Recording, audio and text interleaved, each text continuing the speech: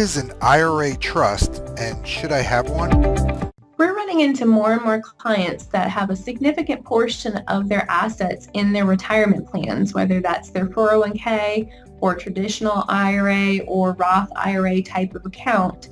And while those clients are often pretty well versed on the tax rules regarding those accounts for themselves, they're not always familiar with what will happen to those accounts when they pass them on to their children and beneficiaries.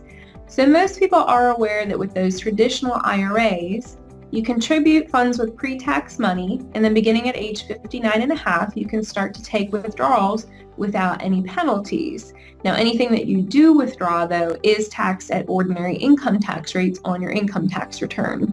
And then when you reach the age of 70 and a half, the IRS actually requires you to take minimum distributions each year based on your age. But when you pass those accounts on to beneficiaries, the rules change. Your beneficiaries have the option when they receive that account that they might cash it out right away. And in fact, that's often the most popular option selected by those beneficiaries because they're usually eager to have the funds in their hand. The problem with that, though, is that when you cash an account out like that, it makes it all taxable all at once at ordinary income tax rates, which means those beneficiaries are probably going to get pushed up into higher tax brackets and pay a lot more tax than necessary, and they're going to lose out on the value of the tax-deferred growth on that account once they've cashed it out. So what a lot of people don't realize is you can use something called an IRA trust to protect your beneficiaries from themselves. Really, you can say, hey, there's some special tax rules regarding these IRA accounts, and it's really important that when I pass away, they're handled correctly.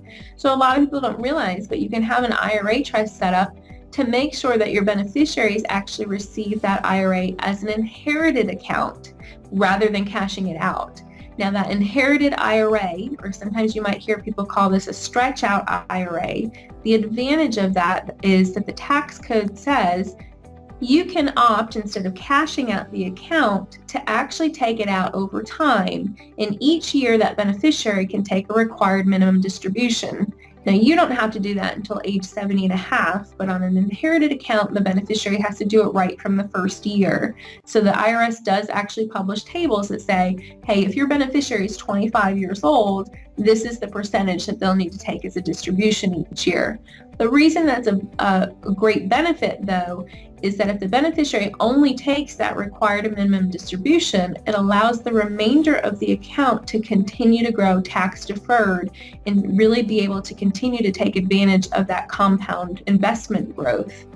In the meantime, if they do need to take out more, they can. They just need to remember that whatever is distributed from that account will be taxed at ordinary income tax rates. So if you have any concerns about whether your beneficiary will make responsible distributions, then you might want to think about who you nominate as trustee of that trust, because really the trustee is the one that will make the decisions about distributions. But the second really big benefit of an IRA trust is protection planning for your beneficiaries.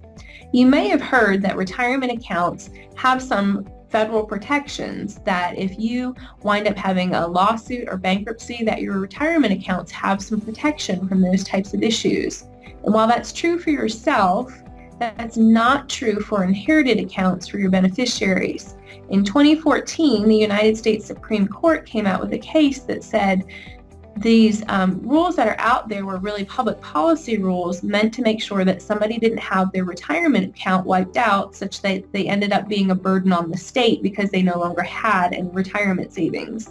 But when it comes to an inherited account, that public policy really goes away. And so they ruled that an inherited account is not protected from things like lawsuits or bankruptcy types of issues. So the great thing about an IRA trust is not only can you set it up to preserve that stretch out planning for your beneficiary, but it's also really fantastic protection planning for your beneficiary. By putting the IRA accounts in this IRA trust, we're able to make sure that not only do the funds get to the beneficiary in the most tax efficient manner possible, but we also make sure that those accounts continue to stay protected from things like lawsuits, creditors, bankruptcy types of concerns.